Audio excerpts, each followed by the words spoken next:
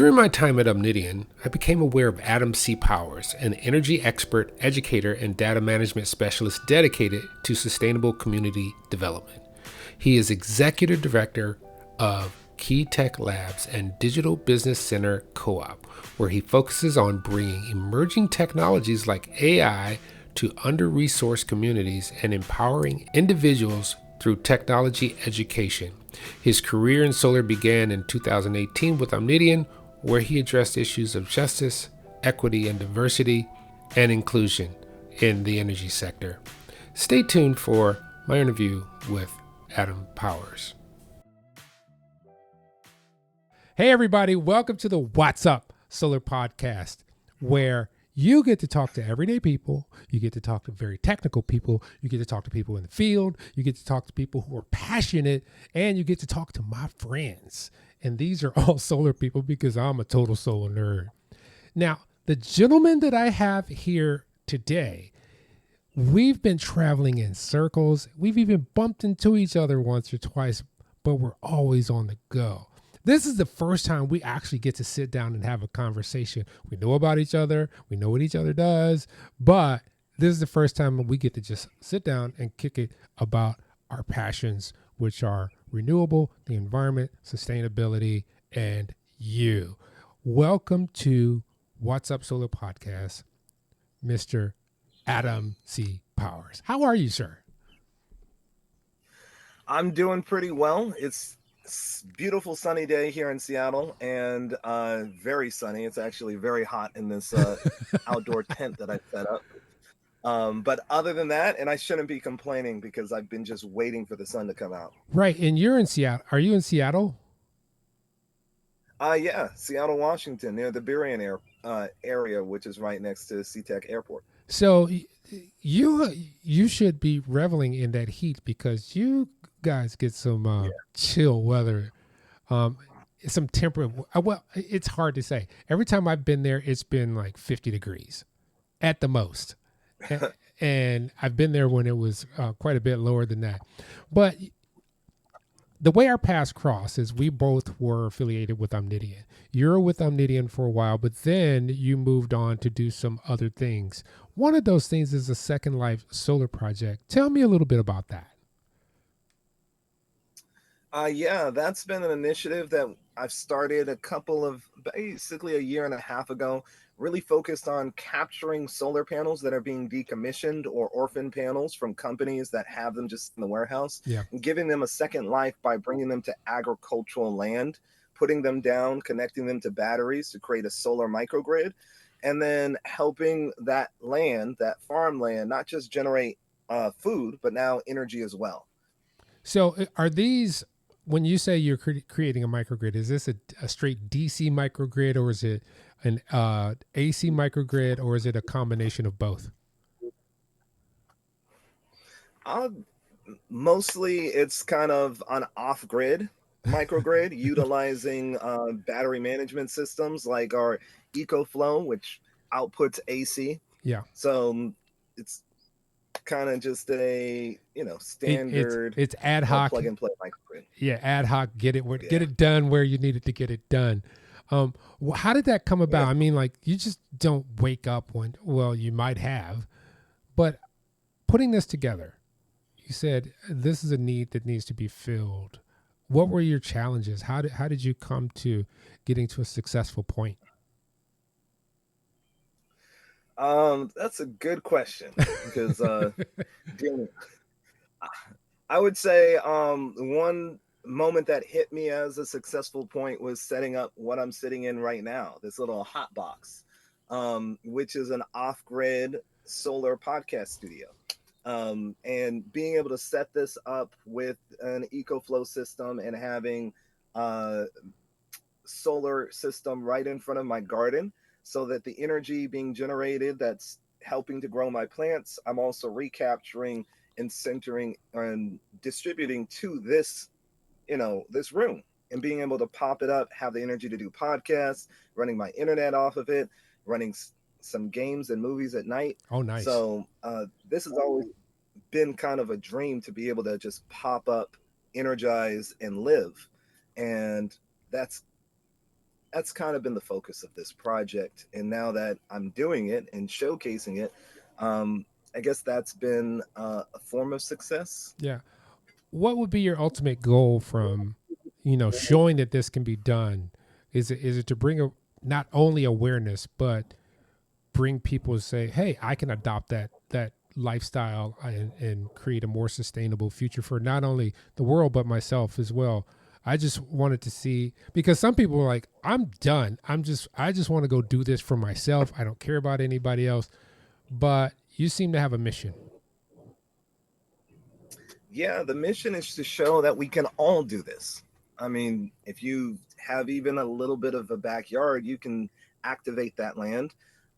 If you have, I don't know, family land in your family that you haven't been able to figure out what to do with it, that you're just paying the taxes on, then this is a avenue to activate that land. So this has been the goal, is not just to do it for myself and get to enjoy it in the backyard, and have my own little solar glamping spot, but to help others activate their land as well. I think you're inspiring me to do a little bit more, because I can just move. It's warm now. I can move my office to the backyard. That way I don't have to run the AC Exactly. during the day. I don't have to do all this other stuff. And I have I have a 3 kilowatt off grid system that runs my garage. I have an Anchor like 2800, and I have the EcoFlow 1000. So I have more than enough to keep my super Cool. bougie self comfortable while being sustainable as well. When I was at Omnidian, I kept hearing about you initially, and then we crossed paths, and then I saw that you had a project that you were working on, which was a solar punk festival. I didn't get to attend, so tell me about that. Well, the Solar Punk Festival has been one of the missions of bringing all of this technology, this immersive, renewable technology, everything from the solar panels to air to water generators, where we can generate clean, drinkable water from the air, vertical gardening, bringing all that technology to the community, showing us what we can do with our own power. So that's the premise. And we, with the help of a Black owned solar company, Sphere Solar Energy here in Washington out of Northgate. They came down and helped us put down our first solar system in the garden, and that powers the event. So our Solar Punk festivals are 100% solar powered, and we show people throughout the day what you can do with all that power. We had vendors last year using power. We had a food truck, two of them completely offline. We had someone pressing our festival t-shirts utilizing renewable energy. And then we did a green job expo. We did a little mini jobs fair. We did music in the park, and live band with a full LED wall screen behind Oh, them. sweet. And finally, we ended with a movie in the garden. We played a movie called Space Sweepers, which is an amazing solar punk film off of Netflix. And all of that running off of multiple solar microgrids that we set up. So at the end of the day, we were able to pick up all of that solar, all of our equipment. We left no trace. And that's what the event is about, showcasing not just that we can do it, not that we can do it with a fun time and have a low environmental impact, but we can do it in a renewable way where we're generating the energy that we're using at the festival. Oh, that's awesome. How did you come to get into the solar field? Um, Well, I guess the history is I started a nonprofit with my brothers called KEK Tech Labs, where our mission is to bring emerging technologies to underprivileged areas to help create self-sustainable communities. And that's always been a mouthful.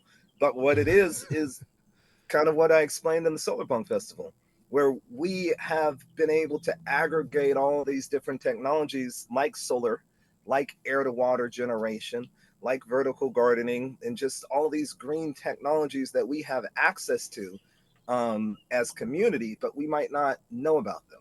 Yeah. Bring them to the community, run classes at the library, which we've done, run classes at elementary, middle schools, and high schools, and then do public facing events for families and community members where we pop up, show you, and then pick it up and move it. And now we're able to bring this type of renewable energy, this type of technology, this type of education directly to the people.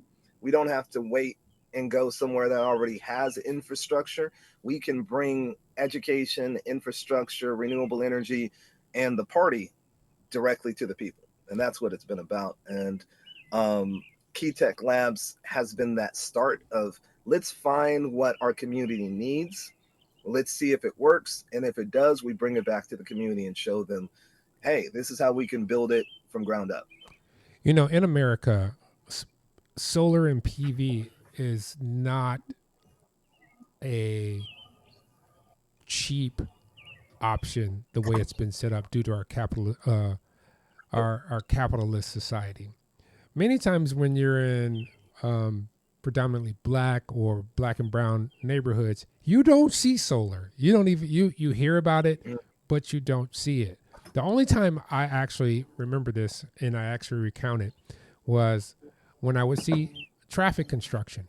That was about the only time I saw solar because they were running the lights on the freeway or something like that for the construction item. How can we do a better job of sharing this technology with communities? Like, I'm in Indiana, so I'm near Gary, and I'm from Detroit. And when I tell people I'm in solar, the first thing they think is a solar panel. They don't think of the whole ecosystem of it. And I just don't know how to share that. Do you have any ideas? Yeah, let's get a solar punk festival started in Indiana. That would be awesome. That would actually, I'm down for that. I think there should be two because I'm a native of Detroit as well. So Detroit could really use a solar punk festival. And let's get one started. That's the goal right now. On the 4th year of the Burien Solar Punk Festival, to show people that it can work, because people didn't believe solar could work in Washington because of the clouds, and they just didn't see the need. So really pushing it for the first 3 years has been a little difficult. Just getting past the perception of, not in my backyard. Why is this necessary here? But the goal has always been so that we can create a model that becomes a traveling solar circus that we're able to take to places and communities and get it from just Washington, bring it to Oregon, which I'm very excited to try to work with a partner down there who wants to do a solar agrivoltaic system that will power a studio. Oh, that would be nice. And then bring it further to California, and then get it to the East Coast and the Midwest, so that all communities, especially the youth, are getting a chance to walk into a community event where they see solar panels, they see technology, they see air to water generation, and they're learning and seeing it for themselves, not on the internet, but getting to interact with experts like yourself leading the event. And now they're seeing reflections, and now knowing, especially those coming from Detroit and seeing yourself, that not only can they become an expert in this industry, but they can see themselves as a leader like yourself, opening up opportunities and showing them what a future solar expert and a current solar expert looks like. So what it just dawned on me is that you are deep into community activism and community development. Was that something that you had to adapt over time, or is that something that you had occurring in your life prior to getting into solar? Prior. KEK Tech Labs, I think we're going on our 10th year now. Oh, wow. I was thinking it was recent. Oh, no. This has been a journey. Starting a nonprofit to really bring technology and bring this to the community has been the focus since day one. I think me and my brothers were homeschooled, so we were educated to always think about a full system of how your house, how the garden, how the community works in conjunction with the education and knowledge. And also, all three of us, we went to Clark Atlanta University, HBCU in Clark, Atlanta. Yeah. And their motto is find a way or make a way, which I never got when I was there. This didn't make sense to me. Really? I'm like, what are you talking about? Yeah, no, it didn't until I left, and I've been doing the work. And then I met a colleague who also went to Clark Atlanta University, and I'm like, I don't get it. And he's like, what don't you get? You're doing it. Every step of the way, you started your own nonprofit, you saw barriers, you saw closed doors, and you built doors, not just for yourself, but for your community. That's what that means. If there's not a path, then it's your job to create one. And I was like, wow, okay. So it's been embedded in me from my community, my parents, my the HBCU I went to, and then some mentors that I have here and in other states who have been helping guide uh, me as, I guess, a community leader, especially within this space of technology, education, and even media and entertainment, in the mixture of those to bring this to a new generation.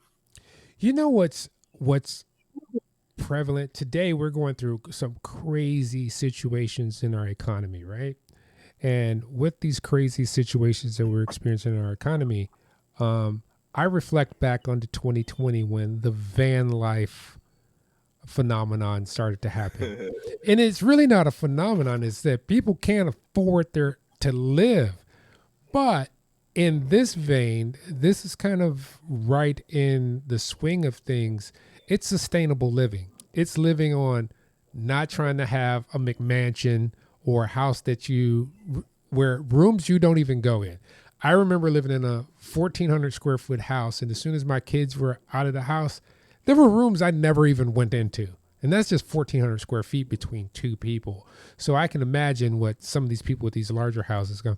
But do you think this is a means and ways to tell people we can live with a lot less and be more sustainable? Your model? I'll take it a step further. You can live better. When we talk about a lot of the houses that we're living in, were made either in 1950s or 1975. Some of them weren't even designed for really long-term living. They were made with materials that aren't really good for our health. And we don't take that into account because a lot of times we don't even know how they were built. Yeah. So right now I can set this up anywhere. In fact, I'm working with some partners and we're looking to start a community land trust where we buy land. And the second we close on the land, I could bring this out, pop it up, and not only have, all my first world needs, including air conditioning, which I only didn't turn on because it would mess with the audio, but I kind of need it right now. But I have air conditioning in here. I have television. I have internet. I'm watching Netflix at night with power. I have my solar cooler. So I have ice drinks in here as well. I have speakers, Bluetooth. This is actually better set up than what I'm doing in the house. And we can have a high living standard or high quality of life anywhere now because we can bring a green infrastructure.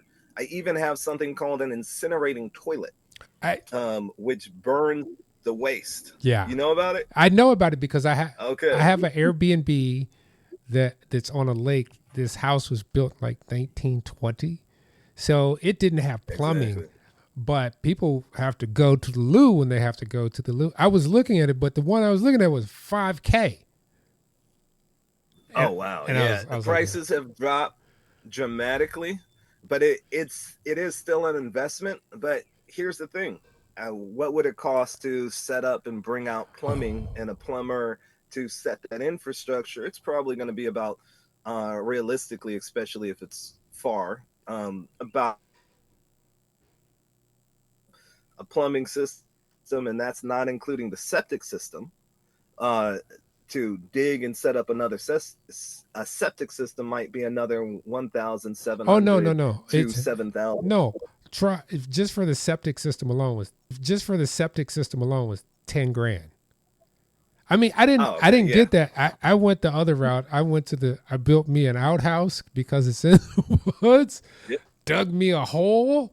I was like, hey, we're going old school in this. But it's a rustic feel for that environment anyway. People actually expect the rustic feel for that. So that's a win. But I do know what you're talking about. And that was one of the experiences that let me know with its minimal amenities that we're basically addicted to comfort.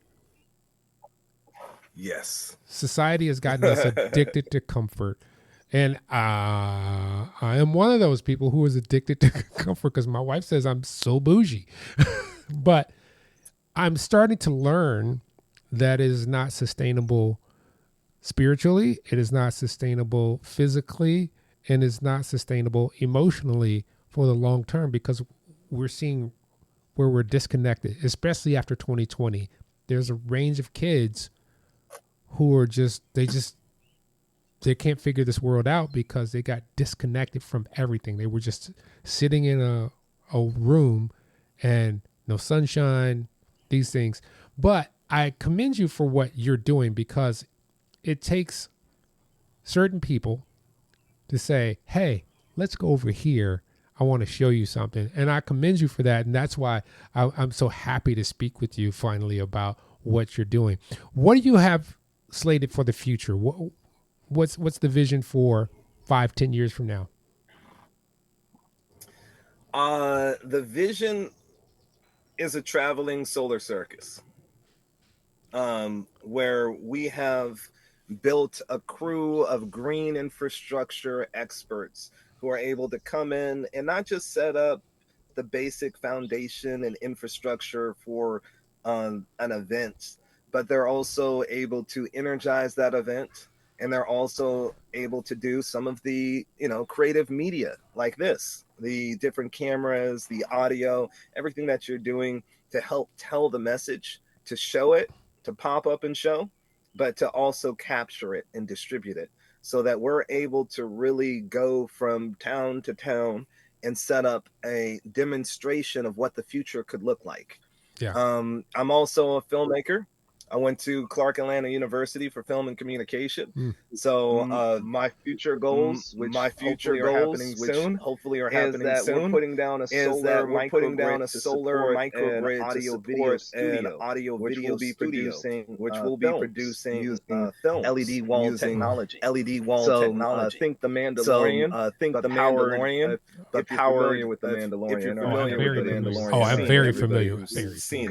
Are you familiar with how they shot? Are you familiar with how they shot it and made the movie? I thought they just used handy cams. And I know they use sets because I was looking at some of the back, some of the behind the scenes, but expand on it for me. There's a plane coming through. Don't worry about it. So I don't know how. Okay. Hopefully noise cancellation. But the Mandalorian's a great show, but what's amazing to me as a filmmaker is they did and utilized new technology. They're called LED wall or virtual production, where they have these 3x3 LED panels that can click together to make a full screen, and they connect that screen to Unity Unreal Engine, a video game engine. So it does graphics that look real, the same type of, graphics and engines they use in gaming, but they use in film. So, and what they do now is no longer green screen. They put the digital image on the LED wall screen, and the whole back wall, ceiling, sometimes even the floors and all the walls of the studio is LED wall. What? Yeah. I got to look this up. 92% of pretty much everything you saw in The Mandalorian, the background, everything but the actors and some elements that they're touching, was completely digital content. It wasn't in post, though. They normally green screen it and then they put, they overlay it, but this was done in production. So someone sitting like we're doing sound mixing, instead of sound mixing the podcast, they're actually putting the images on the LED wall screen, and then they attach a virtual camera in Unity to the real camera. So when they move the camera, the background is synced with that. So it creates this beautiful filmmaking illusion that if you saw the show and you've never seen the behind the scenes, you wouldn't even know that that's what they do. And it's an LED wall. So we can power it off of energy. And that's been my goal, is to, since film school, is to say, hey, instead of trying to raise, I don't know, $2 million or $1 million just to shoot a short film, why don't I just build the studio? Yeah. Because it's now cheaper to build my own studio than to try to just raise the funds for one film. And I actually I pitched that idea at the Seattle Film Summit, I think in 2022, and I won the Creative Economy Award for what I was calling an micro studio. Yeah. Which is a long way to say that I was going to put down a solar microgrid and use that energy to power the film studio, so we can make our own content at a low cost way, one that is sustainable using renewable energy. You know, here's what I like, and you didn't say this directly, but I picked up on it. You didn't use these manufacturers saying, hey, I made a microgrid with Enphase. I made one with Solar Edge. I made one with this. You just said I made a microgrid. You inferred, though, that you are using solar modules in conjunction with what we now know as solar generators to create. And once again, by any means necessary, because I am a super fan of these solar generators. They're portable. They give you AC and DC. Yep. When the sun goes down, you just have to calculate your kilowatt hours and be a little mindful. But as soon as the sun comes up, they start to charge again. So now you don't need you don't need gasoline. As a matter of fact, when I go out, if I'm going out to shoot some stuff with my drone, and I'm going a little ways, drones batteries take a while to charge. But I can supercharge mine with my EcoFlow because it's a fast charger, and I can just keep popping batteries in. I carry 3 with me, but I'm a fan of these, and I'm starting to see, and I made a post where they're taking over the market or moving into the market because the typical manufacturers haven't paid attention. So now you got this all-in-one unit that has an inverter in it. It has where it can take in solar. It can give you AC, and even my Anchor can give me 220.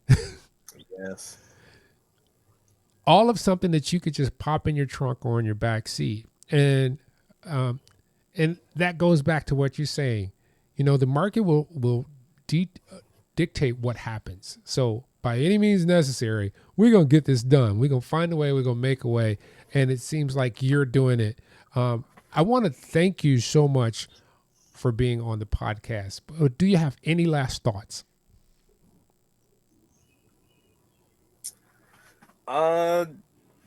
Number one, if you're in the area, I want to invite you to come down to the Burien Solar Punk Festival. It's going to be August 16th this year. And I'm just excited to get a chance to talk to you. I know we've been running around. Yeah. But thank you for having me on, and thank you for bringing this Oh, I think you froze a little bit. We're going to give it a few seconds to see if it catches up, because data is like that. Just when you think you're like, whoop, it freaks out on you. Yeah, you froze for a little bit. I can hear you, though. Yeah, sorry. This is, off-grid testing. Yeah.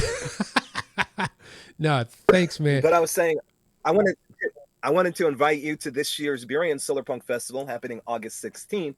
And then I wanted to, put into our manifest the Detroit Solar Punk Festival that will get started together. See, that's going to happen now because I'm going to push that out. Now, I already know some people I'm going to push it to the idea. So that would be dope because actually we could hit Detroit and Chicago. Yeah, I'm right between both of them. Oh, Chicago. Yeah. Yeah. And we do it on yeah. The Chicago one's probably going to happen sooner. Yeah. I got some partners out there. Well, hey, let's connect up. Okay. I'm excited. All right, everybody. That's it for this episode of What's Up Solar Podcast with your host, Emmitt Muckles. Today, our guest was Adam C. Powers, and you learned a little bit about what it takes to be sustainable outside of your comfort zone. Now, this is where the future is bright. Remember, knowledge is power. And if you like what you heard, subscribe and leave a review. Share the what. Catch the full videos on YouTube. Woo! And follow us for more solar tips, truths, and tech talk. Until next time, stay charged, stay curious, and remember, the sun never sends a bill. Till next time, love you all. Peace.